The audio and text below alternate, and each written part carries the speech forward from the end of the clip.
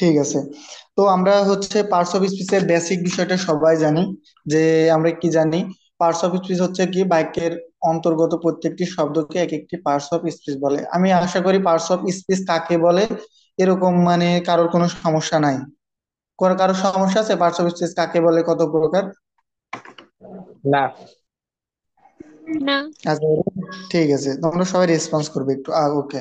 তো আমরা দেখো পার্টস অফ স্পিচের যে অ্যাডভান্স লেভেলের যে কোশ্চেন গুলো আসতে পারবে, যেভাবে আসবে আমরা সেগুলো করার চেষ্টা করবো, ঠিক আছে? তো আমরা দেখি পার্টস অফ স্পিচের প্রথম ভাগে আমরা দেখতে পাই নাউন। তো আমরা এখানে যদি ডেফিনেশনটা দেখি, যে কোনো, আমরা জানি সাধারণত কোনো কিছুর নামকে কি বলে, নাউন বলে।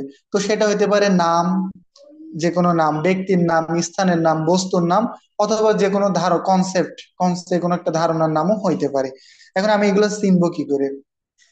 বেসিক্যালি আমরা এই কোনটা নাউন এইভাবে আসবে না, আসবে নাউনের ভাগ থেকে, যে কোনটা প্রপার নাউন, কোনটা কমন নাউন, হ্যাঁ, কোনটা ম্যাটেরিয়াল নাউন, কোনটা অ্যাবস্ট্রাক্ট নাউন, এইগুলো আসবে।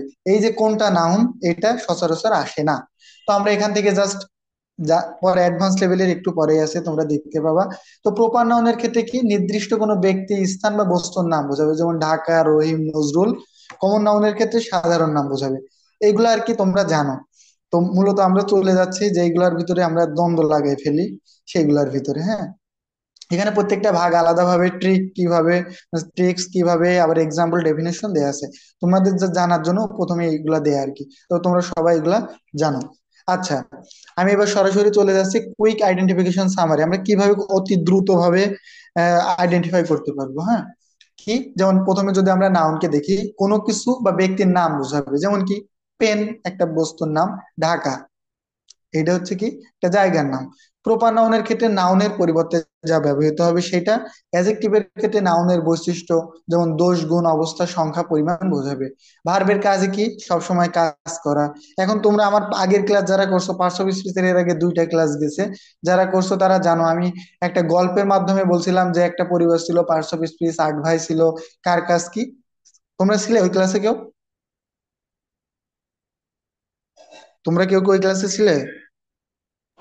না। আচ্ছা, না আইভি ভাইয়া, রহমান তো। রেকর্ডটা করছি শুধু। আচ্ছা, ঠিক আছে। আচ্ছা দেখো, তো প্রিপজিশনের কি সম্পর্ক নির্দেশ করবে? কনজাংশনের কাজই হচ্ছে কোনো বিবাদ হইলে, আমি এর আগে বলছিলাম ক্লাসে, সংযোগ স্থাপন করে দেবে। ইন্টারজেকশন মানে কোনো আকস্মিক ভাবে কোনো আবেগ, অনুভূতি বোঝাবে। তো এটা আর কি কুইক আইডেন্টিফিকেশন, এটা একদম বেসিক।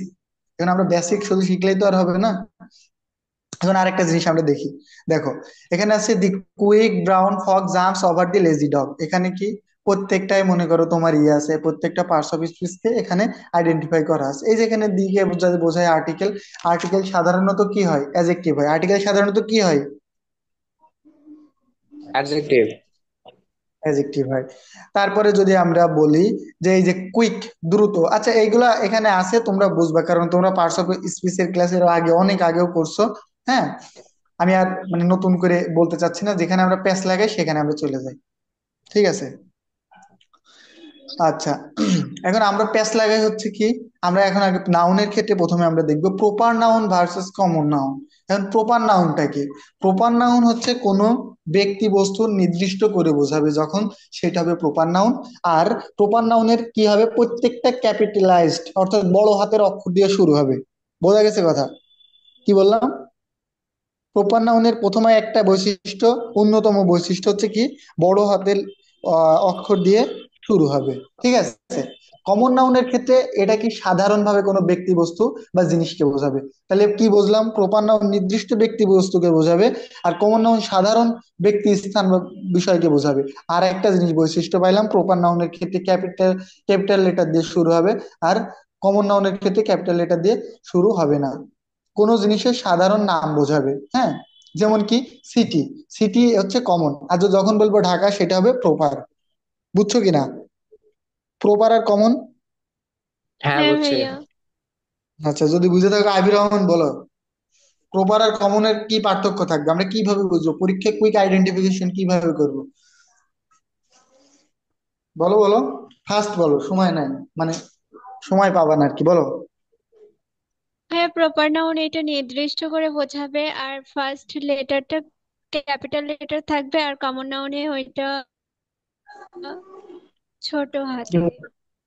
ছোট হাতের এটা সাধারণ নাম বোঝাবে, যেমন কমন নাউনের ক্ষেত্রে সিটি, যদি আমরা সিটিকে বোঝাই তাইলে প্রপার নাউনের ক্ষেত্রে হবে যেমন Dhaka, Chittagong, Rajshahi, Khulna, dot dot dot, মানে নির্দিষ্ট করে বোঝানো লাগবে। ঠিক আছে, ক্লিয়ার? এই কনসেপ্ট ক্লিয়ার? হুম হুম। ওকে, তাহলে নেক্সট আমরা যাবো এবার প্রোনাউনের ক্ষেত্রে। প্রোনাউনের দেখবো রিফ্লেক্সিভ প্রোনাউন আর পসেসিভ প্রোনাউন। আমরা অনেকেই গুলাই ফেলি এইগুলা। তো রিফ্লেক্সিভ প্রোনাউনকে বোঝাবে নিজেকেই বোঝাবে, কেমন? Myself, himself, herself. সেলফের হচ্ছে প্লুরাল আবার সেলফস, হ্যাঁ, এই দিয়ে শেষ হলে সেটা হবে রিফ্লেক্সিভ প্রোনাউন। আর পসেসিভ প্রোনাউনকে কি বোঝাবে? মালিকানা বোঝাবে। মানে আমি আবার বলি, রিফ্লেক্সিভ বোঝাবে নিজেকেই বোঝাবে, আর পসেসিভ নিজেকে বোঝাবে কিন্তু সেটাকে কি বোঝাবে? মালিকানা বোঝাবে। কেমন? যদি আমরা উদাহরণ দিই তাহলে একটু ক্লিয়ার হবে। যদি বললাম হি কিল্ড হিমসেলফ, তাইলে বলতো এই যে সেলফ, সেলফ থাকলে কোন নাউন, সরি কোন প্রোনাউন? Reflective reflective. হ্যাঁ, রিফ্লেক্টিভ রিফ্লেক্টিভ প্রোনাউন। প্রোনাউন। আর যদি আমি বলি দি পেন ইজ মাইন, কলমটি আমার, এই যে মাইন আমার অধিকার বোঝাচ্ছে, তার মানে এটা কি প্রোনাউন? Possessive pronoun. বুঝা গেছে কথা? হ্যাঁ। এই কারোর এই কোশ্চিন কিন্তু এখান থেকে আসে, হ্যাঁ। He killed himself, she killed herself, হ্যাঁ। তারপরে এই এই টাইপের গুলা আসে। তো সেলফ আর সেলফ যখন থাকবে তখন আমরা সেটাকে বলবো কি বলতো? Reflexive pronoun. আর যখন মালিকানা বোঝাবে, হিজ, হার, দেয়ার, মাইন, ডট ডট ডট, অর্থাৎ নিজের অধিকার বোঝাবে, মালিকানা বোঝাবে, তখন সেটা হবে পসেসিভ প্রোনাউন। এইবার আমরা যাবো, আচ্ছা, অ্যাডজেক্টিভের ক্ষেত্রে যাব আমরা, কম্পারেটিভ আর সুপারলেটিভ। কম্পারেটিভ বোঝাবে দুইয়ের মধ্যে তুলনা, আর সুপারলেটিভে বোঝাবে কি? অনেকের ভিতর তুলনা, তিন বা তার বেশি জিনিসের ভিতর তুলনা বোঝাবে, এটা আমরা জানি যারা ডিগ্রি করছি। ওকে, আর ভার্বের ক্ষেত্রেও আমরা জানি কি? অক্সিলারি ভার্ব আর মেইন ভার্ব। আর একটা বিষয় আমরা মনে রাখবো অক্সিলারি ভার্বের ক্ষেত্রে, যে যেখানে মেইন ভার্ব থাকবে না সেখানে অক্সিলারি ভার্বই মেইন ভার্ব হিসেবে কাজ করবে। শব্দ করে কে? আর মিউট করে দিচ্ছি, কথা যখন বলতে বলবো তখন সবাই কথা বলবা।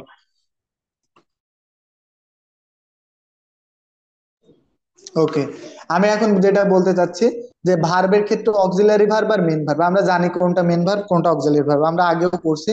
তবে আমরা আরেকটা জিনিস এখানে মনে রাখবো, যে হচ্ছে যখন মেন ভার্ব থাকবে না তখন অক্সিলারি ভার্বকে আমরা মেন ভার্ব হিসেবে চিহ্নিত করবো আর কি, হ্যাঁ। এবার আমরা অ্যাডভার্বে চলে আসি। অ্যাডভার্ব হচ্ছে ক্রিয়া বিশেষণ, ডিগ্রি ভার্সেস ফ্রিকোয়েন্সি। এখন ডিগ্রি অফ অ্যাডভার্ব যে কোনগুলা, এগুলো হচ্ছে কাজ বা গুণের মাত্রা বোঝাবে, কতটুকু কাজ করলে, হ্যাঁ, বা কেমন কাজ করলে সেটা, অর্থাৎ যদি কোনো কাজ বা গুণ কতটা বা কত বেশি সেটা বোঝায়, সেটা হবে ডিগ্রি অফ, ডিগ্রি অ্যাডভার্ব। আর ফ্রিকোয়েন্সি অ্যাডভার্ব কি? কাজ কতবার ঘটে সেটা বোঝায়, একটা মাত্রা বোঝায়, আর একটা কতবার ঘটে সেটা বোঝায়। ফ্রিকোয়েন্সি হচ্ছে কতবার ঘটে সেটা বোঝায়। এখন যদি এই বুঝে থাকো, মাধবীলতা বলো যে হচ্ছে অ্যাডভার্ব, ডিগ্রি অ্যাডভার্ব কি আর ফ্রিকোয়েন্সি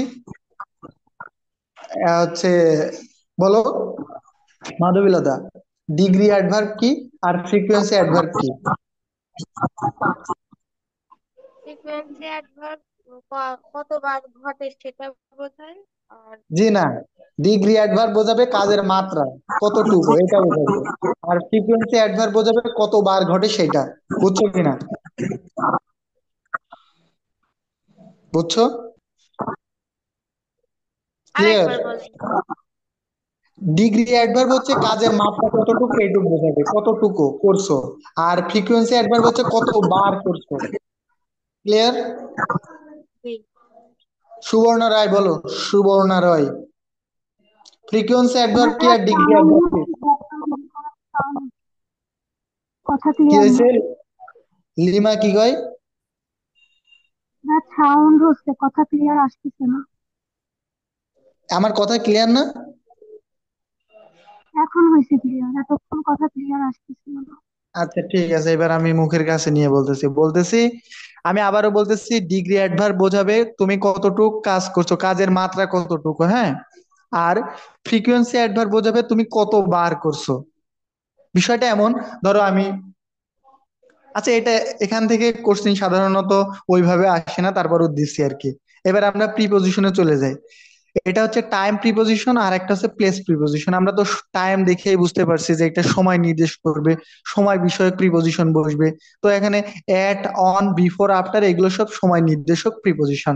আর প্লেসের ক্ষেত্রে কি ইন, অন, আন্ডার। মানে ধরো আমি বললাম the book is on the table, বইটি টেবিলের উপরে, জায়গা নির্দেশ করতেছে, এগুলো সবগুলা প্লেস অফ প্রিপোজিশন, অর্থাৎ প্লেস প্রিপোজিশন এইগুলা। তো কোনো জায়গা বা স্থানের সাথে সম্পর্ক বোঝালে সেটা হবে প্লেস প্রিপোজিশন, আর কোনো সময়ের সাথে সম্পর্ক হলে সেটা হবে টাইম প্রিপোজিশন। এখন আমরা চলে যাই কনজাংশনে। একটা হচ্ছে কোঅর্ডিনেটিং ভার্সেস সাবঅর্ডিনেটিং কনজাংশন। এখন কি, দুইটি সমতুল্য বাক্যাংশ বা বাক্যকে যুক্ত করে সেটা হচ্ছে কোঅর্ডিনেটিং, আর একটি বাক্যকে অন্য বাক্যের উপর নির্ভরশীল করবে সেটা হবে কি, সাবঅর্ডিনেটিং কনজাংশন। বুঝতেছো কথা? কথা কি বুঝতেছো? না, মনে হ্যাঁ হয় না। ভাইয়া। না, কেউ কথা বলো না, তাহলে আমি কেমনে বুঝবো বুঝতেছো কিনা। আচ্ছা, মাঝে মাঝে পরীক্ষায় আসে, হ্যাঁ, নিচের কোনটি মানে ইন্টারজেকশনের কোন রূপ প্রকাশ পাইছে। একটা জিনিস আমরা মনে রাখবো এটা, যখন স্ট্রং ইন্টারজেকশন কখন হবে, যখন তীব্র আবেগ বোঝাবে। ধরো যে ব্যথিত, একজন মারা গেছে, তো তখন এই যে আস যখন বলি, বা ধরো বললাম ওয়াও, খুব মানে সুন্দর একটা দৃশ্য, হ্যাঁ, এই টাইপের যখন তীব্র আবেগ বোঝাবে তখন সেটা হবে স্ট্রং ইন্টারজেকশন। এখান থেকে এটাই। আর এখন আমরা দেখব সেন্টেন্সের স্ট্রাকচার বা বাক্যের গঠন যদি ভালোভাবে বিশ্লেষণ করি তাইলে আমরা সবগুলো প্রশ্নের উত্তর পাবো। কেমন? যখন আমরা কি দিয়ে প্রশ্ন করব তখন সেটাকে পাবো নাউন বা প্রোনাউন। যেমন বললাম সি, এই যে সি সিংস বিউটিফুলি, হ্যাঁ, এখানে এটা ভালো করে দেখো তাইলেই পারবা। She sings beautifully. এখন আমি বললাম হচ্ছে আচ্ছা, এখানে না হট বা হু হবে, হ্যাঁ। এখানে she sings beautifully on the stage, এখানে বললাম যদি প্রশ্ন করি who sings beautifully on the stage, কে গান করে, সে। তা সরি, হট দিয়ে যখন প্রশ্ন করবো সেটা হবে নাউন বা প্রোনাউন হইতে পারে। এখন হু, হট বা হু দিয়ে। এখন যদি আমি বলি যে কে করে, সে করে। এখন যদি বলি হাউ, কিভাবে করে, দেখো বিউটিফুলি করে, ঠিক আছে। আবার যদি বলি এই যে প্রিপোজিশন হয়ার, কোথায় করে, অন দা স্টেজ, স্টেজে করে। আবার এই যে স্টেজ, এটা একটা জায়গা, তো জায়গা বোঝাচ্ছে যেহেতু, তো এই স্টেজটা কি হবে, নাউন, কোনো কিছুর নাম বোঝাচ্ছে, যা ইসের নাম বোঝাচ্ছে। তো এইভাবে যদি আমরা প্রত্যেকে মানে আলাদা আলাদা ভাবে দেখি তাহলে সহজেই বিশ্লেষণ করতে পারবো। ঠিক আছে, ওকে। এখান থেকে এইটাই। আর প্রত্যেকটা এই যে উদাহরণ দেওয়া আছে আলাদা আলাদা ভাবে ভেঙে দেওয়া আছে। এবার আমরা অ্যাডভান্স টেকনিকে যাব। এতক্ষণ আমরা পড়লাম কি, বেসিক টেকনিক, এবারে আমরা যাব কোথায়, অ্যাডভান্স টেকনিকে। অ্যাবস্ট্রাক্ট নাউন আর কনক্রিট নাউনের ভিতর আমাদের প্যাচ লাগে, ঠিক আছে। তো অ্যাবস্ট্রাক্ট নাউন হচ্ছে এমন কিছু যা দেখা বা স্পর্শ করা যায় না। কি বললাম, অ্যাবস্ট্রাক্ট নাউনের ক্ষেত্রে কি হবে, দেখা বা স্পর্শ করা যায় না কিন্তু অনুভব করা যায়। কেমন, মানসিক অবস্থা, গুণ। যেমন আমরা বলি না ছেলেটি ডিপ্রেসড আছে, এই ডিপ্রেসড কি তুমি দেখতে পাও, স্পর্শ করতে পারো, পারো? না। পারো না। তার মানে এটা কি, কিন্তু অনুভব করতেছে যে সে ডিপ্রেসড বা সে হতাশার ভিতরে আছে। তার মানে এটা হবে কি, অ্যাবস্ট্রাক্ট নাউন। এক্সাম্পল হিসেবে যদি আমরা দিই সেটা হবে লাভ হইতে পারে, ভালোবাসা, হ্যাপিনেস, ফ্রিডম, হ্যাঁ। অর্থাৎ যা অনুভব করা যায় কিন্তু দেখা বা স্পর্শ করা যায় না সেটাকে কি বলবো আমরা, অ্যাবস্ট্রাক্ট নাউন বলবো। আর কনক্রিট নাউন কি, এমন কিছু যা দেখা ও স্পর্শ করা যায়। তো কোনো জিনিসের নাম হইতে পারে, যেমন অ্যাপেল, বুক, ডগ, এগুলো সবগুলো কি, কনক্রিট নাউন। তো কনক্রিট নাউন আর অ্যাবস্ট্রাক্ট নাউনের ভিতর পার্থক্য বুঝছো তোমরা, বুঝছো? হ্যাঁ, দীপ্ত বলো তো, কনক্রিট নাউন কি আর অ্যাবস্ট্রাক্ট নাউন কি? দীপ্ত।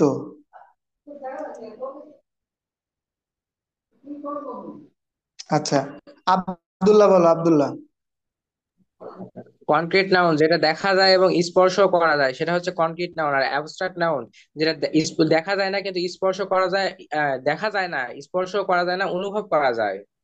এক্স্যাক্টলি। তাহলে সেটা সেটা কি, অ্যাবস্ট্রাক্ট নাউন। তো অ্যাবস্ট্রাক্ট নাউন আর কনক্রিট নাউন আমরা বুঝলাম, তাই না? ক্লিয়ার, আশা করি সবাই ক্লিয়ার নাকি?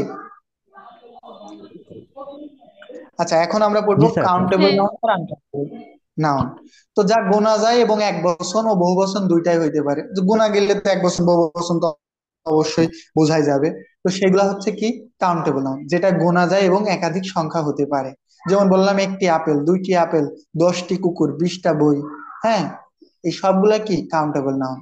আর যা গোনা যায় না, সাধারণত এক বচন থাকে, সেটাকে আমরা বলবো কি আনকাউন্টেবল নাউন। এখন আমি যদি বলি যে রাইস মানে ধরো চাউল, আমি তোমার কি বলবো যে আচ্ছা, আনকাউন্টেবল নাউন সাধারণত গোনা যায় না, কিন্তু এটা পরিমাপ হিসেবে ব্যবহৃত হয়। কেমন? যদি আমি তোমার বলি যে 1 কেজি চাউল দাও, তোমার কি আমি বলবো যে 10টা চাউল দাও? এইভাবে কেউ বলে? ধরো দোকানে গেলে গিয়ে বলে 10টা চাউল দাও, 5টা চিনি দাও, হ্যাঁ, 3টা লবণ দাও, এইভাবে বলে কেউ? না, বলে না। এগুলো গোনা যায় না। আর একটা, আমি গত ক্লাসে বলছিলাম তোমাদের, না কোন ক্লাসে যেন বললাম যে তোমরা হচ্ছে এই যে বলতো মানি আর টাকা কোনটা কোন নাউন? টাকা হচ্ছে কাউন্টেবল নাউন আর মানি হচ্ছে আনকাউন্টেবল নাউন। টাকা হচ্ছে কি? কাউন্টেবল আর মানি হচ্ছে আনকাউন্টেবল। এক্স্যাক্টলি, তোমাদের ক্লাসে বলছিলাম নাকি? হ্যাঁ। ঠিক আছে, তো এটা আমরা মনে রাখবো। আমরা এখান থেকে প্যাচ লাগাই দেয়। হ্যাঁ, তো আমরা এইটা একটু জেনে রাখবো। তারপরে যদি আমরা দেখি প্রপার অ্যাজেক্টিভ, প্রপার নাউন থেকেই উৎপন্ন হয়, যা কি করে বিশেষ কোনো দেশ বা জাতিকে নির্দেশ করে। যেমন কি ইন্ডিয়ান, ইন্ডিয়ান জাতিকে বোঝাচ্ছে। আমেরিকান, আমেরিকান জাতিকে বোঝাচ্ছে। চাইনিজ, চাইনিজ জাতিকে বোঝাচ্ছে। বাট বাট যখন আমরা বলবো ইন্ডিয়া, ইন্ডিয়া কোন নাউন? Proper noun. এটা হচ্ছে প্রপার নাউন।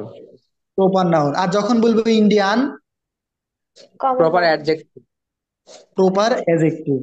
Proper adjective. এই জায়গায় কিন্তু আমাদের মাঝে মাঝে আমরা মানে ভুল করি। দেখা যাচ্ছে ইন্ডিয়ান, ইন্ডিয়ানই কোশ্চিনে থাকে, কিন্তু আমরা মানে পড়ছি তো ইন্ডিয়ার যেহেতু প্রপার নাউন, আমরা ওই ইন্ডিয়াই দাগাই। মানে আমাদের মাথা ওই শেষে ট্রেন আর আমরা দেখতে পাই না। মাঝে মাঝে দেখবো তোমাদের পরীক্ষায় এমন হয়, প্রথমে একটু দেখে দাগাই দাও, অথচ পুরাটাই দেখতে হবে যে এখানে কি আছে।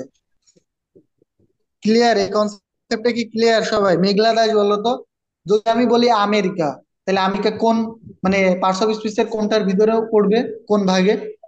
মেঘলা দাস, মেঘলা দাস বলো। আচ্ছা, পার এরা কেউ প্রপার কথা নাউন। বলে না কেন? প্রপার। আচ্ছা, যখন বলবো আমেরিকান, প্রপার অ্যাডজেক্টিভ। আচ্ছা প্রপার, আচ্ছা এটা হবে অ্যাডজেক্টিভ না, এটা ডির উচ্চারণ উজ্জ থাকবে, হবে অ্যাডজেক্টিভ। ওকে। আচ্ছা, তারপরে আমরা যদি দেখি ডেসক্রিপটিভ অ্যাডজেক্টিভ। ডেসক্রিপটিভ অ্যাডজেক্টিভ কি? যার সাধারণত বৈশিষ্ট্য বা গুণ বোঝাচ্ছে বা বিবৃতিমূলক বা বর্ণনামূলক বোঝাবে, সাধারণত সেটাকে আমরা বলবো ডেসক্রিপটিভ অ্যাডজেক্টিভ। তো বিউটিফুল, ফার্স্ট রেড, এগুলো জেনে রাখি আমরা, পরীক্ষায় দিতে পারে বিউটিফুল কোন অ্যাডজেক্টিভ। আমরা তো জানি বিউটিফুল অ্যাডজেক্টিভ, তাই না? আমরা জানি কি বিউটিফুল অ্যাডজেক্টিভ, আমরা জানি কি রেড অ্যাডজেক্টিভ, কারণ একটা লাল, একটা হচ্ছে রং দিয়ে বোঝাচ্ছে। তো আমার কথা হচ্ছে সচরাচর এইভাবে আমরা জানি। বাট আমরা কিন্তু জানি না যে এই বিউটিফুলটা কোন অ্যাডজেক্টিভ, আমরা কিন্তু জানি না যে এই রেডটা কোন অ্যাডজেক্টিভের আন্ডারে পড়বে। আমরা কি জানি? এগুলো কি জানতাম? হ্যাঁ।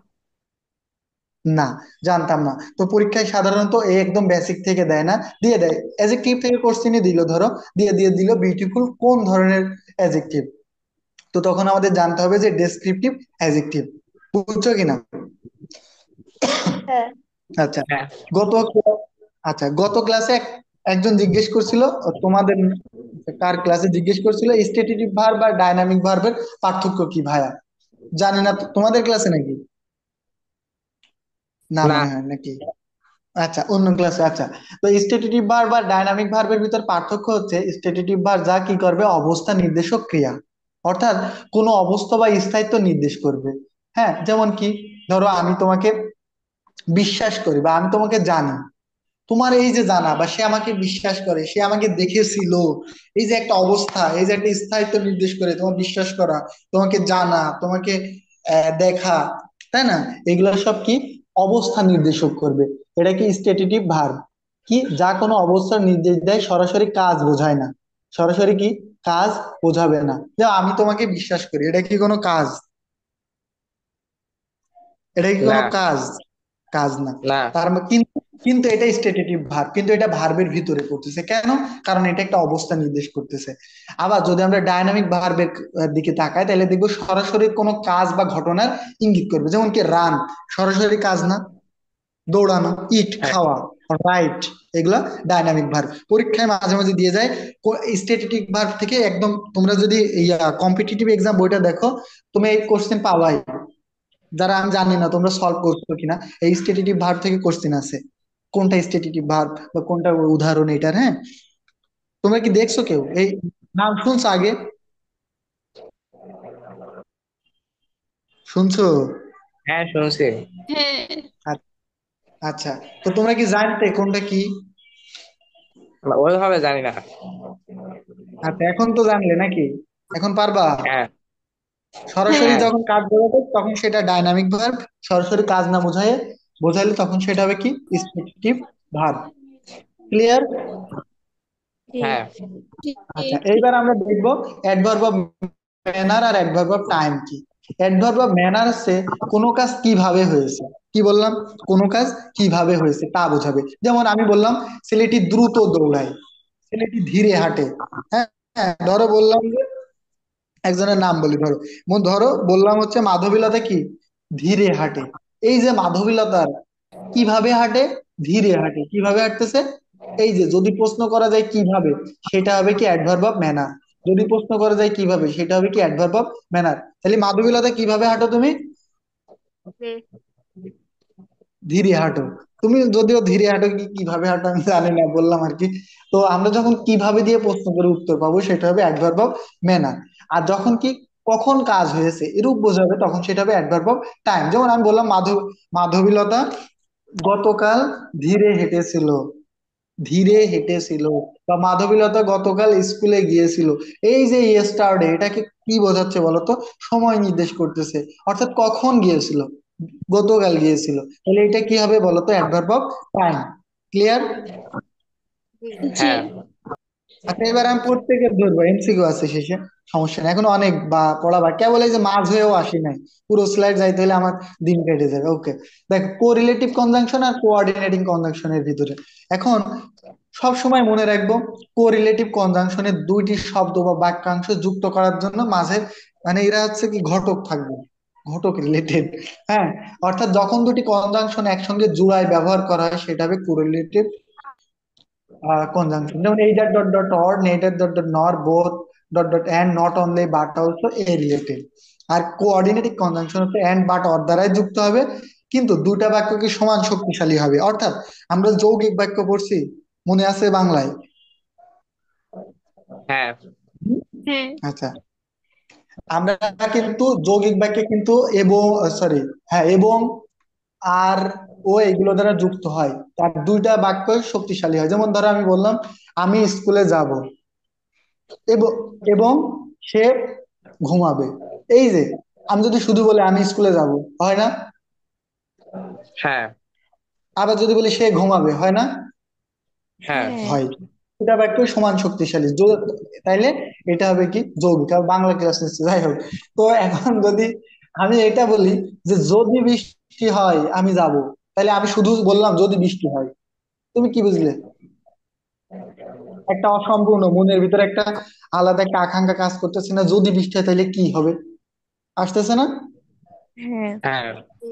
তাহলে এটা কি হবে? এটা কিন্তু যৌগিক না। আচ্ছা, যাই হোক, এখন আর বাংলায় বাদ যায়। এখন আমরা দেখবো প্রিপোজিশন অফ ডিরেকশন আর preposition of position. Preposition of direction বলতে আমরা বুঝি কোনো দিক নির্দেশ করবে, আর পজিশন যখন বোঝাবে কোনো স্থান নির্দেশ করবে, একটু আগেও যেটা আমি বললাম। আচ্ছা, এখানে প্রত্যেকটার এরকম উদাহরণ দেওয়া আছে, আলাদা ভেঙে করা আছে, যে ডি কি, টিচার কি, গেভ কি, আস কি, সাম কি, ইউজফুল কি। ঠিক আছে, এখানে অনেকগুলো আছে, টেনশনের কোনো কারণ নাই, না বুঝলে আমরা আছি। হ্যাঁ, আচ্ছা, এবার আমরা দেখবো প্রো টিপস। এখন এতক্ষণ দেখলাম অ্যাডভান্স টিপস, যেমন আইফোন বের করে, iPhone 16, iPhone 16 pro, iPhone 16 pro max, তাই না? এখন আমরাও প্রথমে দেখলাম বেসিক, তারপর দেখলাম অ্যাডভান্স, এখন দেখবো কি প্রো। বুঝছো কথা? হ্যাঁ বুঝছো? এখন আমরা প্রো লেভেলে কি বলতেছে আমরা সেটা দেখবো। তো প্রথমে আমরা দেখবো ওয়ার্ড মডিফায়ার্স। যদি কোনো শব্দ নাউন বা প্রোনাউনের আগে বসে তার গুণ বা সংখ্যা নির্ধারণ করে সেটা অ্যাডজেক্টিভ। আর যদি ভার্ব অ্যাডজেক্টিভ বা অন্য ভার্বকে পরিবর্তন করে সেটা কি অ্যাডভার্ব। এটা হচ্ছে word modifier. And contextual clause কি, কোনো বাক্যের প্রসঙ্গ অনুসারে অর্থ নির্ধারণ করার চেষ্টা করুন। আচ্ছা, আমরা যদি একটু আগে যেটা বললাম এখন তোমরা বলবা, এই যে হি রানস ফাস্ট। আচ্ছা, এই যে ফাস্ট, সে কি দ্রুত দৌড়ায়। এই যে এই ফাস্ট তাইলে কি, সে কিভাবে দৌড়ায়। দ্রুত। দ্রুত। তাইলে কি আমি একটু আগে এই যে আহ, কার দিয়ে যেন বোঝাইলাম, মাধবীলতা দিয়ে বোঝাইলাম মেবি নাকি, হ্যাঁ। তো বললাম যে মাধবীলতা কি ধীরে হাঁটে, ঠিক আছে, এটা বললাম না। এই যে তাহলে কিভাবে, জি। তাহলে হি রানস ফাস্ট, কিভাবে দৌড়ায়, দ্রুত দৌড়ায়, তার মানে কি, কিভাবে দিয়ে প্রশ্ন করলে কি কি হবে, অ্যাডভার্ব। বুঝছো। আবার যদি আমি বলি হি ড্রাইভস এ ফাস্ট কার, সে একটি দ্রুতগামী গাড়ি চালায়, তাহলে গাড়িটা কেমন, দ্রুতগামী, তাই না। তাহলে এই গাড়ির অবস্থান নির্দেশ করতেছে না, তার মানে এটা কি হবে, অ্যাডজেক্টিভ। অ্যাডজেক্টিভ। এইটুকু বুঝছো কিনা, বুঝছো কিনা। বুঝছি। হ্যাঁ। এটা আরেকবার বুঝে দেন তো, এটা অ্যাডভার্ব হলো কেন, এটা অ্যাডজেক্টিভ হলো কেন? এটা তো আচ্ছা, হচ্ছে অ্যাডভার্ব, অ্যাডভার্ব মনে হচ্ছে। না না, এটা হচ্ছে নাউনের পূর্বে বসছে এই জন্য অ্যাডজেক্টিভ হয়েছে। এক্স্যাক্টলি, নাউনের পূর্বে বসছে এই কারণে অ্যাডজেক্টিভ হয়েছে। আর এটা নাউনের কেই মডিফাই করতেছে, কারণ গাড়িটি কেমন ভাবে চলতেছে, দ্রুত ভাবে চলতেছে, অ্যাডজেক্টিভ। কিন্তু যখন অ্যাডজেক্টিভ কে মডিফাই করবে তখন সেটা কি হবে, অ্যাডভার্ব। বুঝছো কিনা কথা। হ্যাঁ। হ্যাঁ, মনে হয় নাকি। যখন নাউন কে মডিফাই করবে তখন সেটা হবে কি, অ্যাডজেক্টিভ। আর যখন অ্যাডজেক্টিভ কে মডিফাই করবে তখন সেটা হবে কি, অ্যাডভার্ব। ক্লিয়ার। হ্যাঁ। জি। ধরো আমি বললাম হি ড্রাইভস, হি ড্রাইভস ভেরি ফাস্ট। আচ্ছা, এই যে ধরো আমি বললাম হি ড্রাইভস ভেরি ফাস্ট। আচ্ছা না, এটা না। আচ্ছা, নিচে উদাহরণ আছে, আমি বলতেছি, সমস্যা নেই। আচ্ছা, আমরা পরেরটা আগে দেখি, হি ওয়াক্স ফাস্ট, সে দ্রুত হাঁটে। এই যে কিভাবে হাঁটে, কিভাবে হাঁটে, দ্রুত। দ্রুত। দ্রুত। দ্রুত হাঁটে। তাইলে এই যে, আচ্ছা, আমরা আর একটা জিনিস মনে রাখি, এই অ্যাডভার্ব হচ্ছে ভার্ব কে মডিফাই করতে পারে, অ্যাডজেক্টিভ কে মডিফাই করতে পারে। কোন দুইটাকে মডিফাই করবে, ভার্ব আর ভার্ব। adjective। আবার অ্যাডভার্ব অ্যাডভার্ব কেও মডিফাই করতে পারে। আবার কি করতে পারে, আরে বাইরে চলে গেছে। অ্যাডভার্ব কি করতে পারে, অ্যাডভার্ব কেও মডিফাই করতে পারে, বাট অ্যাডজেক্টিভ শুধুমাত্র নাউন বা প্রোনাউন কে মডিফাই করবে। বুঝছো কথা। হ্যাঁ। জি। তোমরা তো মনে হয় না বুঝে হ্যাঁ হো নাকি, মনে হয় বুঝতেছো আদৌ কি না। আচ্ছা, না, এগুলো তো মডিফায়ারেই আছে। মডিফায়ার। আর সবই আছে এখন, তারপরে একটু বোঝানোর সুবিধার্থে, কারণ আছে তো, আমরা 60 দিনের টার্গেট নিচ্ছি, হ্যাঁ। তো এই কারণে আমরা প্রথম থেকে আবার সবকিছু বোঝাই বোঝাই করাচ্ছি। আচ্ছা, এখন আরেকটা জিনিস আমরা দেখি, collective noun versus compound noun. এখন কালেকটিভ নাউন কি, একসঙ্গে অনেক জিনিসকে বোঝাবে, একটা আহ, দলকে বোঝাবে, একটা মানে ইয়েকে বোঝাবে, একসঙ্গে থাকা কোনো জিনিসকে নির্দেশ করবে। কেমন, যেমন বললাম টিম, একটা টিম ধরো ফুটবল টিম বা ক্রিকেট টিম। ধরো বললাম ফ্যামিলি, ফ্যামিলি তো অনেক মেম্বার থাকে, প্রত্যেকটা জিনিস কি বলতো, কালেকটিভ নাউন। বাট আচ্ছা, যখন কোনো দল বা গোষ্ঠীকে বোঝাবে তখন সেটা হবে collective noun. But compound noun কি, দুই বা তার বেশি শব্দ একত্রে মিলিয়ে নাউন গঠন করবে। কেমন, এই যে মাদার ইন ল, বলো তো মাদার ইন ল মানে কি, আসরি। শাশুড়ি। আচ্ছা, শাশুড়ি শাশুড়ি। বাংলায় বানান দাও।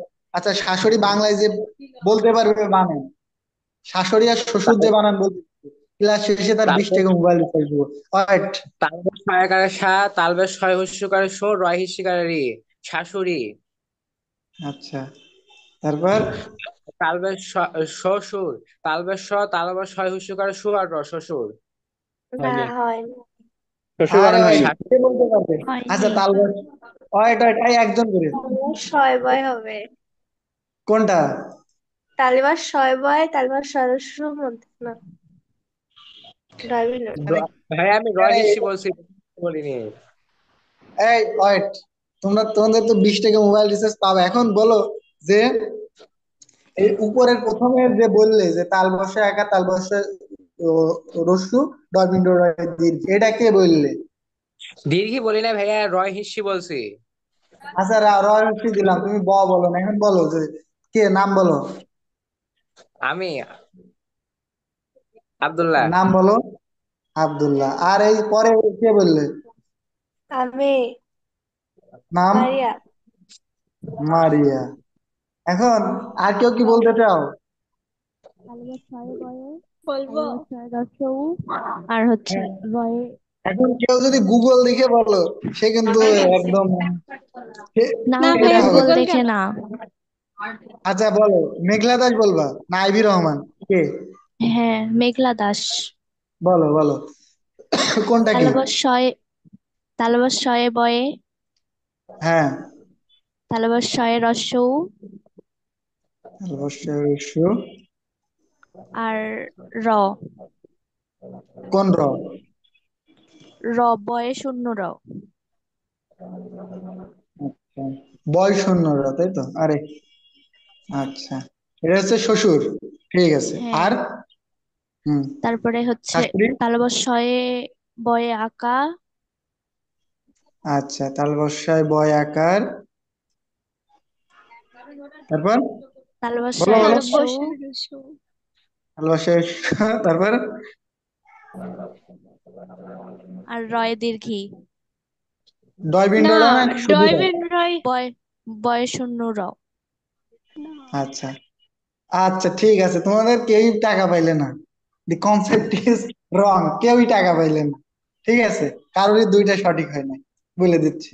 এটা আমি পরীক্ষায় একবার আসার ট্রাই না। করবো ভাইয়া। ভাইয়া অনেক দেরি হয়ে গেছে ভাইয়া। ওকে, আবার আমি বলবো একটু পরে আর একটা বানান। আচ্ছা, শ্বশুর বানান আমি এটা পরীক্ষায় বাংলায় আসবে।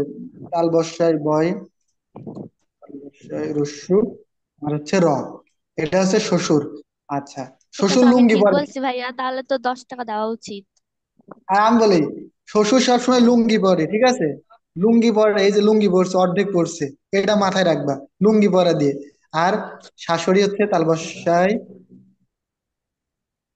আর ডয় বিন্ডো রয় হস্যি। ঠিক আছে। আর শাশুড়ি কি করে, মাথায় কাপড় দেয়, এই দুইটা দেখে মনে রাখবা, শাশুড়ি মাথায় কাপড় দেয়, শ্বশুর লুঙ্গি পরে। ঠিক আছে, মনে রাখার সিস্টেম দেখছো? শাশুড়ি জি। মাথায় কাপড় দেয় আর শ্বশুর লুঙ্গি পরে। হ্যাঁ। কেউ পারলে না, 20 টাকা কেউ পারলে না, দুঃখিত। তাহলে ওকে, 10 টাকা দেন। না না, দুইটা আমি বলছি, দুইটা সঠিক। পরে আমি আবার বানান ধরবো, দেখো। ওকে, তো আহ, তোমরা পারো না, তোমরা এর ভিতর গুগলও দেখে নিতে পারতে, কিন্তু পারো না। ওকে, আচ্ছা দেখো, তো মাদার ইন আমরা ল তো অন্যায় মানে কি? করিনি। আচ্ছা ঠিক আছে, দেখো, দুটি বা তার বেশি শব্দ যখন একত্রে মিলিত হয়ে নাউন গঠন করবে, সেটা হবে কি, কম্পাউন্ড নাউন। যেমন কি টুথ পেস্ট, আমরা জানি কি টুথপেস্ট, টুথ হচ্ছে দাঁত, আর পেস্ট তো ওই যে আমরা ইউজ করি, পেস্ট মানে মাখন মিশ্রিত আর কি, বা যেমন তর কি কয় এটা, আরে যাই হোক, এই দুইটা নাউন যখন মিলিত হয়ে হচ্ছে, সেটা কম্পাউন্ড নাউন। আর এখানে দেখো মাদার ইন ল, আবার ফুটবল, এই টাইপের যেগুলা, সেগুলো হবে কি বলতো, কম্পাউন্ড নাউন। এখন আমরা দেখবো পসেসিভ প্রোনাউন আর পসেসিভ অ্যাডজেক্টিভ। এটা আমি আগেই বললাম, দূর আবার দিছি। ওকে, মডাল ভার্ব আর অক্সিলারি ভার্ব আমরা জানি সবাই, অক্সিলারি ভার্ব কোনগুলো আমরা সবাই জানি। বাট মডালের ক্ষেত্রে আমরা একটু বলি, can, could, may, might, shall, should, will, would, আমরা এটাও জানি। তো এটা একবার আমরা দেখে নিব, ঠিক আছে? আর অ্যাডভার্ব অফ ফ্রিকুয়েন্সি, এটা আমি আগেই বললাম যে কতবার বা ঘন ঘন। আর অ্যাডভার্ব অফ ডিগ্রি কি বলতো, কতটুক মাত্রা, এটা আগেও বলছি। ওকে, প্রিপোজিশনাল ফ্রেজ কনজাংশন দরকার। আচ্ছা, এবারে আমরা জিরান পার্টিসিপলের ক্লাসে আবার যাচ্ছি। দেখো, জিরান কি, এক সেকেন্ডে মনে রাখবো, জিরান্ড আর পার্টিসিপল। পার্টিসিপল, আচ্ছা এর আগে আমি বলবো না, গত ক্লাসে বলছিলাম, এটা আমাদের বলবে হচ্ছে কি, গত ক্লাসে কে ছিলে? জিরান পার্টিসিপলের ক্লাসে কে ছিলে এর ভিতর? আমি কে ছিলাম ছিলে? কে? মারিয়া। মারিয়া, বলো বলো, এক সেকেন্ডে কিভাবে মনে রাখবো, এক সেকেন্ড? জিরান্ড হচ্ছে স্থির, আর পার্টিসিপল চলমান অবস্থায় থাকে। জিরান্ডের সাথে আইএনজি যোগ হয়। তারপরে জি জি, পার্টিসিপলের সাথে যোগ হয় না। পার্টিসিপল হলো অ্যাডজেক্টিভের কাজ করে, জিরান্ড হলো নাউনের কাজ করে। এই তিনটাই তো। এই তো শিখে গেছো। কি হয়েছে? শিখে গেছো, আর দরকার নেই। তার মানে আমরা এক কথা সহজে মনে রাখবো, জিরান্ড হচ্ছে ভার্ব প্লাস আইএনজি, যেটা নাউনের মতো কাজ করবে। আর জিরান্ড সর্বদাই স্থির, আর পার্টিসিপল ভার্ব প্লাস আইএনজি অ্যাডজেক্টিভের মতো কাজ করবে, পার্টিসিপল সর্বদাই চলমান। জাস্ট স্থির আর চলমান দিয়ে আমরা পুরা জিরান পার্টিসিপল শেষ করলাম, এক টেকনিক। আরো আমি জিরান পার্টিসিপলের ক্লাসে আরো অন্য অনেক টেকনিক দেখাইছিলাম, যে ইট দিয়ে রিপ্লেস করলে যদি অর্থ দেয় সেটা, জিরানটা না দিলে অন্য অন্য কিছু। ঠিক আছে, তো আমি ওটা আর এখন যাচ্ছি না। তো আপাতত আমরা এক কথায় মনে রাখলাম যে জিরান্ড কি আর পার্টিসিপল কি। এখন আমাদের মাঝে বলবা রিয়াদ হাসান, বলো তো জিরান্ড কি আর পার্টিসিপল কি একবারে কিভাবে মনে রাখবো আমরা, বলো। বলে না। জিরান্ডের আচ্ছা ঠিক সাথে আছে। আইনজি যোগ হবে। জিরান চলমান আর পার্টিসিপাল হচ্ছে স্থির, জিরানটা আইএনজি যোগ হবে এটা। আচ্ছা এক্স্যাক্টলি, জিরান্ড সর্বদাই স্থির আর পার্টিসিপল চলমান, অন্য অনেক কিছু মনে রাখার দরকার নেই। আর পরবর্তীতে আমরা জিরান্ড পার্টিসিপলের ক্লাস নেবো, আরো ডিটেইলে পড়বো। জাস্ট এখন এইটুকু ধারণা নিই যে জিরান্ড পার্টিসিপলের ক্ষেত্রে জিরান্ড সর্বদাই স্থির আর পার্টিসিপল সর্বদাই চলমান। আর জিরান্ড নাউনের মতো কাজ করবে, পার্টিসিপল অ্যাডজেক্টিভের মতো কাজ করবে। ক্লিয়ার? আচ্ছা, আমরা হ্যাঁ আরেকটা জিনিস সর্বদাই ভুল করি, ইনফিনিটিভ আর বেয়ার ইনফিনিটিভ। ঠিক আছে, ইনফিনিটিভ সর্বদাই টু দিয়ে শুরু হয়, আর ভার্বের মূল রূপ দেখা যায়, অর্থাৎ টু প্লাস ভি ওয়ান। কি বললাম? টু প্লাস ভি ওয়ান, এটা কি ইনফিনিটিভ। আর তাইলে কি, তাইলে বেয়ার ইনফিনিটিভ কি? বেয়ার ইনফিনিটিভ হচ্ছে টু ছাড়াই ভার্ব, মূল রূপ ব্যবহার হয়, টু ছাড়াই হয়। যেমন কি, লেট হিম গো, তাই না? Here go is the bare infinitive. এই যে গো, এটা কি তাইলে? Bare infinitive. পরীক্ষায় ধরো এটাই দিয়ে দিল যে লেট হিম গো, তাকে যেতে দাও। এই যে এখানে গো কি, আমরা কি বলবো বলতো? আগে হইলে আমরা শুধু দিতাম ভার্ব, শুধু দিতাম কি বলতো, ভার্ব দিতাম না হ্যাঁ হ্যাঁ। আগে? আমাদের এই ক্লাস করার আগে আমরা কি কেউ জানতাম এটা বেয়ার ইনফিনিটিভ হয়? না। তাহলে এটা না। বুঝবো কিভাবে আমরা যেটা হচ্ছে বিআর ইনফিনিটিভ? আচ্ছা, আমি বলতেছি, দেখো, সেটা সর্বদাই লেট দিয়ে শুরু হবে, বা এটা প্যাসিভ রিলেটেড হবে। যেমন ধরো বললাম লেট হিম গো, লেট আস প্লে ফুটবল, বা এই টাইপের লেট দিয়ে শুরু হবে যখন, শেষে এর আগে কিন্তু কোনো টু নাই, বিয়ার ইনফিনিটিভের কোনো টু থাকবে না, বাট শেষে ভার্ব হবে। আর যেটাকে বোঝাবে আমার কোনো কিছু করতে দাও, হতে দাও, যেতে দাও, হ্যাঁ, এই টাইপের। বুঝছো কিনা কথা? ভাই হ্যাঁ এটাতে কি সবগুলাই হচ্ছে লেট দিয়ে শুরু হবে? আমি যতগুলা পাইছি সেগুলা লেট দিয়ে শুরু হয়েছে, এখন এর বাইরে হওয়ার মানে হয় না আর কি। যদি কেউ পাও তাহলে আমার বইলো, মানে আমি দেখছি দুই তিনটা বই। ঠিক আছে, সর্বদাই এইভাবেই হয়, লেট হিম গো, লেট আস গো, বা লেট আস প্লে। এই যে লেট আস প্লে বললাম, তাহলে কি এই প্লেটা কি বলতো? Bare BR infinitive. Bare infinitive.